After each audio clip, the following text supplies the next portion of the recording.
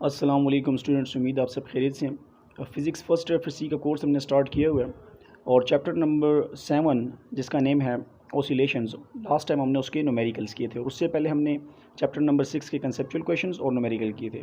तो आज chapter number 7 को ही हम करेंगे जिसका नेम है ऑसिलेशन, और इसके हम करेंगे कंसेप्चुअल क्वेश्चंस।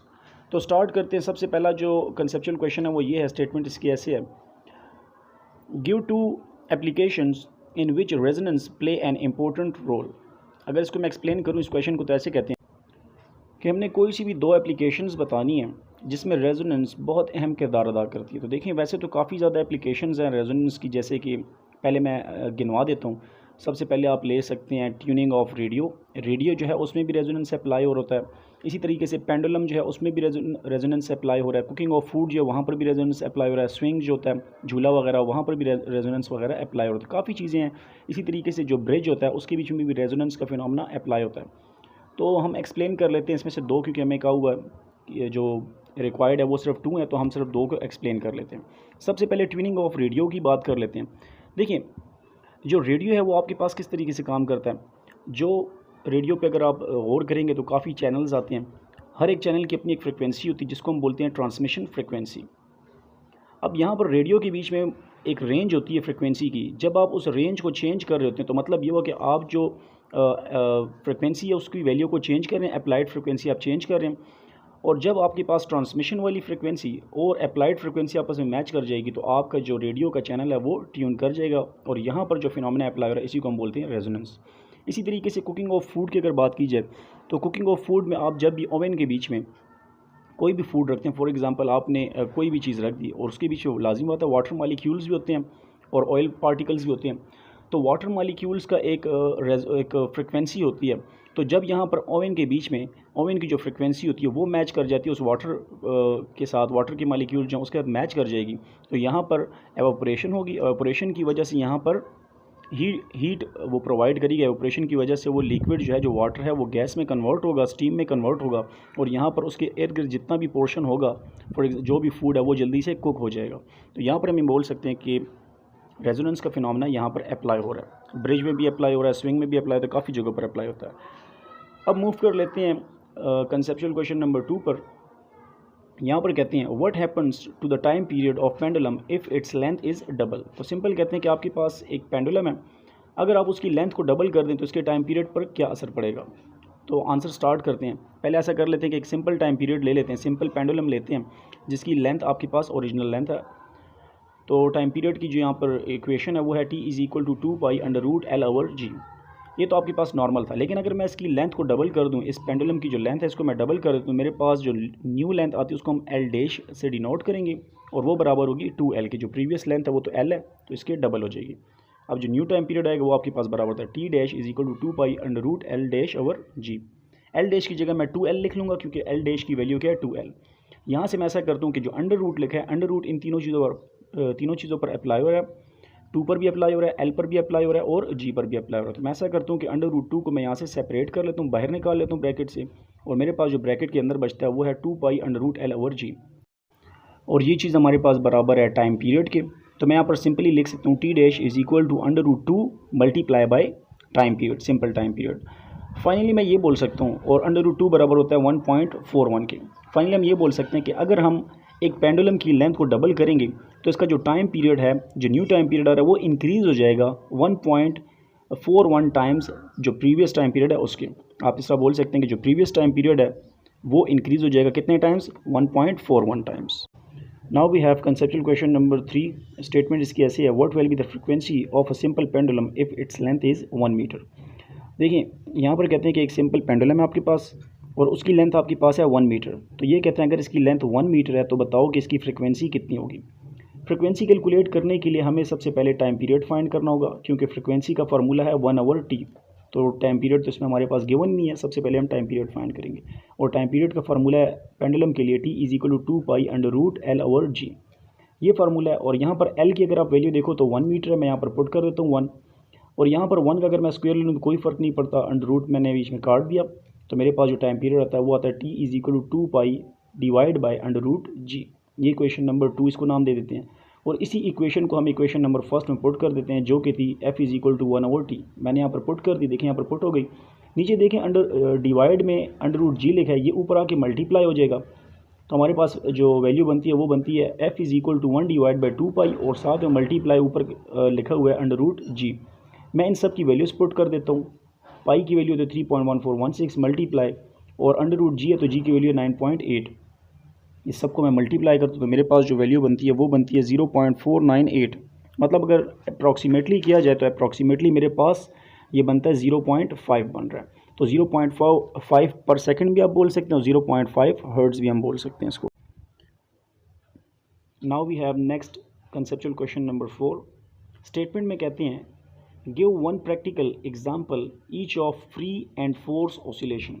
आप कहते हैं कि हमें कोई सी एक एग्जाम्पल दो फ्री ऑसिलेशन की और फोर्स्ड ऑसिलेशन की एग्जाम्पल दें। पहले इस चीज़ का पता होना चाहिए कि फ्री ऑसिलेशन क्या होती है और फोर्स्ड ऑसिलेशन क्या होती है। तो फ्री ऑसिलेशन के बारे में बताता हूँ। ऑसिलेशन की टाइप्स ही हैं। डिफाइन इसको ऐसे करते हैं, free oscillation or oscillations in which a body और system oscillate with its own natural frequency without being acted upon by an external force। मतलब ये कि आपके पास ऐसी ऑसिलेशन जिसमें बॉडी के ऊपर एक्सटर्नल फोर्स ना अप्लाई की जाए और वो अपनी नेचुरल फ्रिक्वेंसी से वाइब्रेट कर रही, तो ऐसी ऑसिलेशन को हम बोलते हैं फ्री ऑसिलेशन।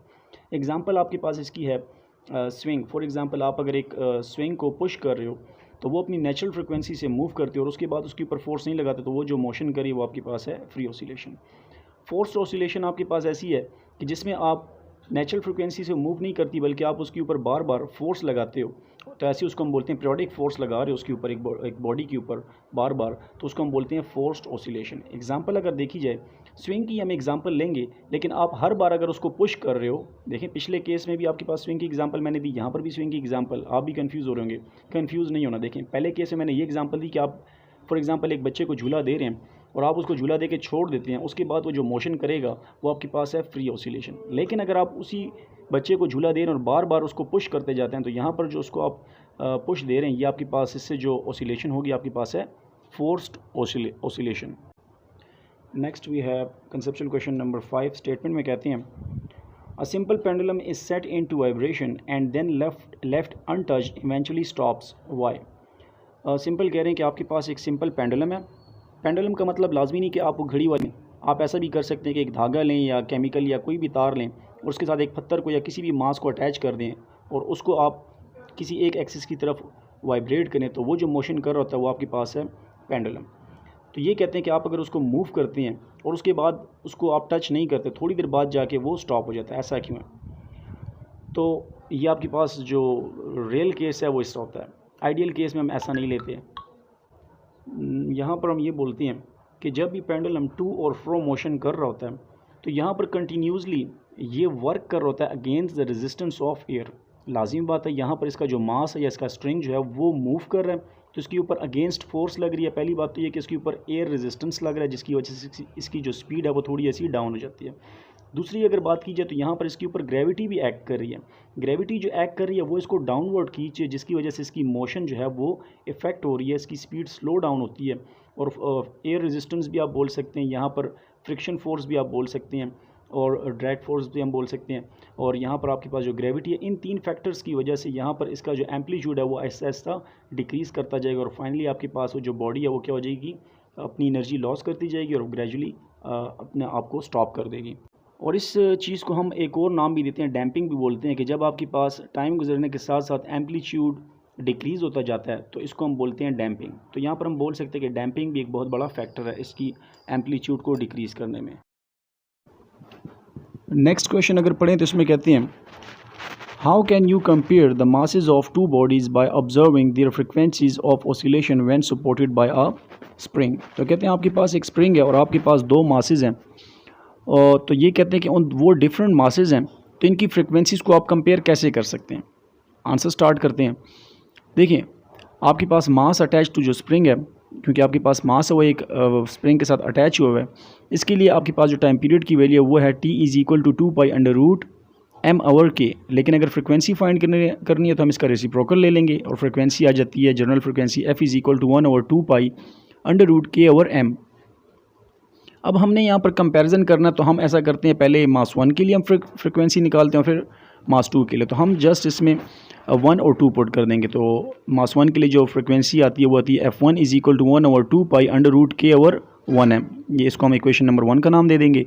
और मास 2 के लिए आती है F2 = 1/2 पाई √k/m2। इन दोनों का अगर हमने कंपेयर करना, तो कंपेयर करने का मतलब ये है कि हमने दोनों के दरमियान रेशो लेनी है। रेशो लेने का मतलब यही है कि भाई डिवाइड करना एक को दूसरे से, या क्वोशंट भी आप बोल सकते हैं। तो नोमिनेटर में हम F1 ले लेंगे और डिनोमिनेटर में हम F2 ले लेंगे। F1 की वैल्यू हम इसके सामने लिख देते हैं, जो कि है 1/2 पाई √k/m1, और F2 की वैल्यू हम डिवाइड में लिख लेंगे 1/2 पाई √k/m2। तो यहाँ पर देखें ऊपर और नीचे आपके पास 1/2 पाई दोनों में है, तो ये कैंसिल हो जाएगा। जो आपके पास बचता है वो आप यहाँ पर लिख लें, F1/F2 = √m2/m1। तो हमारे पास ये फाइनल इक्वेशन बच रही है। और ये आपके पास, अगर आपको मासेस की वैल्यू पता होगी तो हम इन दोनों की फ्रिक्वेंसीज़ के बीच में जो रेशियो है या जो रिलेशन है वो हम निकाल सकते हैं, कंपेयर कर सकते हैं आसानी से। नेक्स्ट जो कंसेप्चुअल क्वेश्चन है, इसकी स्टेटमेंट में कहते हैं, a wire hangs from the top of dark high tower so that the top of tower is not visible, how you would be able to determine the height of that tower. तो कहते हैं एक tower है और उसकी height काफ़ी ज़्यादा ऊंची है, इतनी ऊंची कि आपको उसका टॉप जो पॉइंट है वो नहीं नज़र आ रहा, लेकिन ऊपर टॉप पॉइंट से लेके नीचे तक एक तार लटकी हुई है। तो ये कह रहे हैं कि आपने इसकी हाइट कैसे कैलकुलेट करनी है। जो टावर की लेंथ है उसको फाइंड करने का एक तरीका ये है कि हम ऐसा करते हैं, यहाँ पर जो ऊपर से टावर के ऊपर से जो वायर लटकी है नीचे तक जो आई है, इसके नीचे वाले पॉइंट पर, वायर के नीचे वाले पॉइंट पर हम कोई मास अटैच कर देंगे, तो ये हमारे पास एज अ पेंडुलम बन जाएगा। और इसको हम मूव करेंगे, वाइब्रेट करेंगे, तो हमारे पास ऐसा पेंडुलम बन गया। अब हमने नेक्स्ट काम ये करना है कि स्टॉप वॉच लेनी है और इसका टाइम पीरियड कैलकुलेट करेंगे। इस पेंडुलम का हम कैलकुलेट करेंगे टाइम पीरियड, और टाइम पीरियड हम ऐसा कैलकुलेट भी कर सकते हैं कि हम कुछ वाइब्रेशंस ले लेंगे। फॉर एग्जांपल हम बोलते हैं, लेट्स से 10 वाइब्रेशंस हमने ले ली, कि हमारे पास 10 वाइब्रेशन कंप्लीट होने में जितना टाइम लग रहा है, तो ये हमारे पास का आ जाएगा टाइम पीरियड। अब नेक्स्ट, और उसको फिर हम 10 पे डिवाइड कर देंगे, तो आपके पास ये टाइम पीरियड आ गया। और टाइम पीरियड का फार्मूला जो है वो है T = 2 पाई √L/g। और हमने जो चीज़ फाइंड करनी है वो लेंथ फाइंड करनी है, और पेंडुलम की, मतलब इस पेंडुलम का मतलब ये है कि इस टावर की जो हाइट है वो हमने फाइंड करनी है। तो यहाँ से हम अंडर रूट के बीच में हमारे पास L लेकर, तो हम सबसे पहले स्क्वायर यहाँ पर दोनों साइडों पर अप्लाई कर लेंगे, स्क्वायर का रूट कैंसिल हो जाएगा। फिर हम क्रॉस मल्टीप्लाई कर लेंगे, तो हमारे पास L एक साइड पर आ जाएगा, 2 पाई L आ जाएगा। फिर हम डिवाइड बोथ साइड बाय 2 पाई कर देंगे, तो हमारे पास जो L का फार्मूला बनता है वो बनता है L = दूसरी साइड पे आता है T² और G आ जाएगा डिवाइड बाय 2 पाई, बल्कि 4 पाई स्क्वायर आ जाएगा। तो ये आपके पास L का फार्मूला बन रहा है, और इसमें आप जितनी भी वैल्यूज़, आपके पास टाइम पीरियड भी है, G भी आपके पास कांस्टेंट है क्योंकि सरफेस ऑफ अर्थ पर आपके पास कांस्टेंट 9.8 ले लेंगे, पाई की वैल्यू है 3.1416, आसानी से हम कैलकुलेट कर सकते हैं। नेक्स्ट क्वेश्चन आपके पास है क्वेश्चन नंबर 7। स्टेटमेंट इसकी हम पढ़ें तो ये है, why in simple harmonic motion the acceleration is 0 when the velocity is greatest. तो ये कह रहे हैं कि आप सिंपल हार्मोनिक मोशन के बीच में एक ऐसा पॉइंट है कि जहाँ पर वेलोसिटी मैक्सिमम होती है, लेकिन उसी टाइम पर एक्सेलरेशन वहाँ पर 0 होती है। तो ये कौन सी कंडीशन है, ये पूछ रहे हैं। देखिए, इक्विलिब्रियम पोजीशन की अगर बात की जाए, तो मास जब इक्विलिब्रियम पोजीशन से मूव करता है तो वहाँ पर डिस्प्लेसमेंट सबसे कम होती है, डिक्रीज़ हो जाती है। डिस्प्लेसमेंट वहाँ पर डिक्रीज़ होती है, या तो अगर मीन पोजीशन पर आ गए तो 0 हो जाती है। जहाँ पर डिस्प्लेसमेंट 0 होगी, इसका मतलब ये वहाँ पर रिस्टोरिंग फोर्स भी कम हो जाएगी, और जहाँ पर रिस्टोरिंग फोर्स कम होगी वहाँ पर एक्सेलरेशन भी कम हो जाएगी। F = m होता है, तो आपके पास एक्सेलरेशन भी डिक्रीज़ हो जाएगी। यहाँ पर हम ये भी बोल सकते हैं कि मास जब भी इक्विलिब्रियम पोजीशन पर पहुंचता है तो रिस्टोरिंग फोर्स 0 हो जाती है, जिसकी वजह से एक्सेलरेशन भी 0 हो जाएगा, लेकिन इस पॉइंट पर वेलोसिटी मैक्सिमम होगा क्योंकि मीन पोजीशन से काफ़ी फास्टली मूव करता है। तो ये हमारे पास कंडीशन है। नेक्स्ट क्वेश्चन जो है वो है क्वेश्चन नंबर 8। स्टेटमेंट ऐसी है, what is the total distance covered by simple harmonic oscillator in time equal to its period, the amplitude of oscillation is A।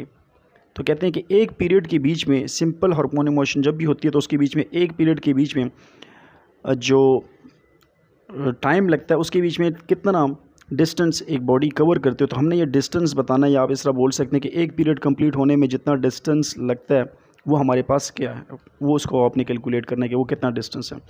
देखिए यहाँ पर हमारे पास एक डायग्राम है, और इस डायग्राम में आप देखें तो मीन पोजीशन है, तो मीन पोजीशन से लेकर एक्सट्रीम पोजीशन को हम बोलते हैं एम्पलीट्यूड, उस ऑसिलेशन का, और इस फिगर के बीच में z से ले के x तक का जो डिस्टेंस है ये हमारे पास एम्पलीट्यूड है, और इसी तरीके से आप z से लेके y तक का जो दूसरा पॉइंट का डिस्टेंस उसको भी आप एम्पलीट्यूड बोल सकते हैं। और इसके एम्पलीट्यूड को डिनोट किया गया a से, मतलब ये हुआ कि z से लेके x तक का जो डिस्टेंस है ये a है। तो स्टार्ट करते हैं x पॉइंट से। जब x पॉइंट पर एक मास पड़ा हुआ है, इसको आप जैसे छोड़ेंगे तो ये डायरेक्ट जाएगा y की तरफ। तो यहाँ पर देखिए, यहाँ पर दो एम्पलीट्यूड आ रहे हैं। पहले आपके पास x से लेके z तक जब जाएगा तो वो एक एम्पलीट्यूड हो गया, और फिर z से लेके y तक, तो मतलब हमारे पास 2a हो गया। तो हमारे पास 2a हमने लिख दिया। इसी तरीके से ये वापस भी आएगा अपने इनिशियल पॉइंट तक जहाँ से स्टार्ट हुआ, तो मतलब दोबारा से 2a हो गया। तो इस लिहाज से हमारे पास जो टोटल डिस्टेंस बन रहा है वो 4a बन रहा है। अगर तो आपको a की वैल्यू गिवन होगी तो आप बीच में a की वैल्यू पुट करें और मल्टीप्लाई कर देंगे, तो आपके पास टोटल जो डिस्टेंस आ रहा है एक पीरियड में वो आपके पास कैलकुलेट हो जाएगा। नेक्स्ट क्वेश्चन हमारे पास है क्वेश्चन नंबर 8। स्टेटमेंट ऐसी है, what happens to the frequency of simple pendulum as the oscillation die down from large amplitude to small one. तो ये हमें बात कर रहे हैं डैम्पिंग की। आंसर इसका ऐसे देंगे हम, ये कह रहे हैं कि भाई आपके पास अगर एक पेंडुलम है और जैसे जैसे उसका एम्पलीट्यूड कम होता जाता है तो उसकी फ्रीक्वेंसी के ऊपर क्या असर पड़ता है। मतलब कह रहे हैं कि एक पेंडुलम आपके पास और उसका एम्पलीट्यूड ऐसा ऐसा कम होता जाए तो उसकी फ्रीक्वेंसी के ऊपर क्या असर पड़ेगा। देखिए, ये बात करें डैम्पिंग की। जब भी एम्पलीट्यूड कम होता है इसका रीज़न है डैम्पिंग, और डैम्पिंग एक वजह से नहीं होती, 2-3 वजह हैं उसके लिए। सबसे पहले आप ग्रेविटी भी ले सकते हैं, ग्रेविटी की वजह से भी। दूसरा आपके पास एयर रेजिस्टेंस भी है, जिसकी वजह से जब एयर रेजिस्टेंस होता है तो जो बॉब है या मास जो है वो अगेंस्ट फोर्स लगाता है, जिसमें उसका एनर्जी लॉस होता है, जिसकी वजह से उसका एम्पलीट्यूड कम होता जाएगा। अब यहाँ पर सिर्फ और सिर्फ इसका एम्पलीट्यूड कम नहीं होगा, बल्कि इसका टाइम पीरियड इंक्रीज़ कर जाएगा। और जब टाइम पीरियड इंक्रीज़ करेगा तो यहाँ पर आपको टाइम पीरियड और फ्रिक्वेंसी के बीच का रिलेशन पता है कि इन दोनों के बीच में इन्वर्स रिलेशन। अगर टाइम पीरियड यहाँ पर इंक्रीज़ हो रहा है, इसका मतलब ये है कि यहाँ पर फ्रिक्वेंसी डिक्रीज़ होती जाएगी, फ्रिक्वेंसी यहाँ पर डिक्रीज़ होगी। तो यहाँ पर केस में अगर आपके पास एम्पलीट्यूड कम होता जा रहा है तो फ्रिक्वेंसी भी आपके पास डिक्रीज़ होती जाएगी। फाइनली आप ये बोल सकते हैं। लास्ट क्वेश्चन है, इसमें कहते हैं a singer holding a note of right frequency can shatter a glass. Explain. कह रहे हैं कि एक सिंगर अगर अच्छे तरीके से एक एग्जैक्ट फ्रिक्वेंसी का नोट लगाए, सुर लगाए, तो ग्लास को तोड़ सकता है। ऐसा कैसे? तो ये वही वाली बात आ गई। इसका आंसर हम सिंपल देंगे कि रेजोनेंस यहाँ पर अपना किरदार अदा कर रही है। फॉर एग्जांपल, एक सिंगर ने अपने सामने ग्लास रखा तो ग्लास के जो पार्टिकल्स है उसकी एक अपनी नेचुरल फ्रिक्वेंसी होगी। अब आप सिंगर है फॉर एग्जांपल, और आप कोई धुन लगाते हैं, कोई ऐसा नोट लगाते हैं जिसकी फ्रिक्वेंसी उस ग्लास की नेचुरल फ्रिक्वेंसी के साथ मैच करेगी, तो ये उसको क्या कर देगा, ब्रेक कर देगा, और वहाँ पर वो टूट जाएगा पीसेज में, ब्लोन हो जाएगा पीसेज में। तो ये हमारे पास फाइनली इसके आंसर हैं। तो ये सारे के सारे हमारे पास कंसेप्चुअल क्वेश्चंस थे चैप्टर नंबर 7, जिसका नेम था ऑसिलेशंस। Thank you.